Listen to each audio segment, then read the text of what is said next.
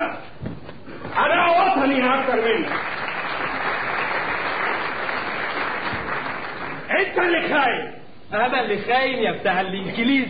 مش هشرف منك اللي بتتفسح في الالمان قرعه وبتتعايل بشعر بنت اختها. الالمان هم اللي لما يحتلوك يا اكسلون هيخلصوك من احتلال الانجليز. والله يا منشير المحتل اللي تعرفه احسن من المحتل اللي ما تعرفوش. قال على رأي المثل ما هم الكاكال الطوبة يا قلبي لا تحزن.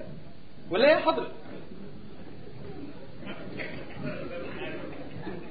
تاخدوا رايك ايه؟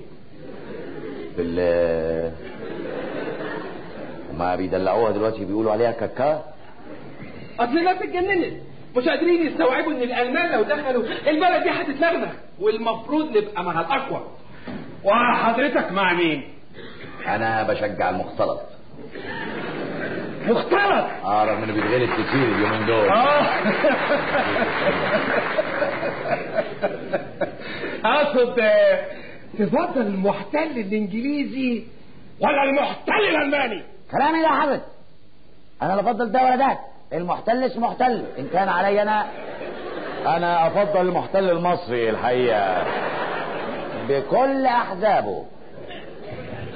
على العموم موقفك ده اشرف من انك تبقى خدام للانجليز. انا خدام يا اكسلانس. انت اللي عايز تبقى كاميرير عند الالمان. مش كده يا منشير؟ لا لا لا لا اصله جبان. ما تردش عليه يا اكسلانس. لا رد. اذا كنت انا جبان فانت عرة الاعيان. يا سيدي الله يخرب بيت الانجليز على بيت الالمان. ما تخسروش بعض انتوا مصريين في الاخر يا اخوانا. انا لا ارتدي حذاء في رجلي. فعلا هيبقى ضيق عليك شويه.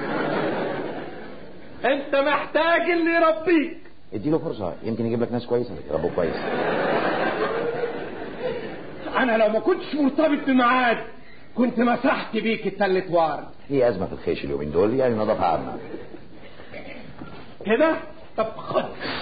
لا ما جاتش على فاك. انا شاهد دي جت على الطربوش. عشان خاطري. اوعى. عشان خاطري مش عايزين. بقول لك اوعى. بقول لك ما تمدش ايدك.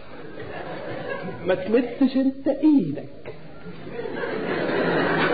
بقول لك ما تمدش ايدك. ما تمدش انت ايدك.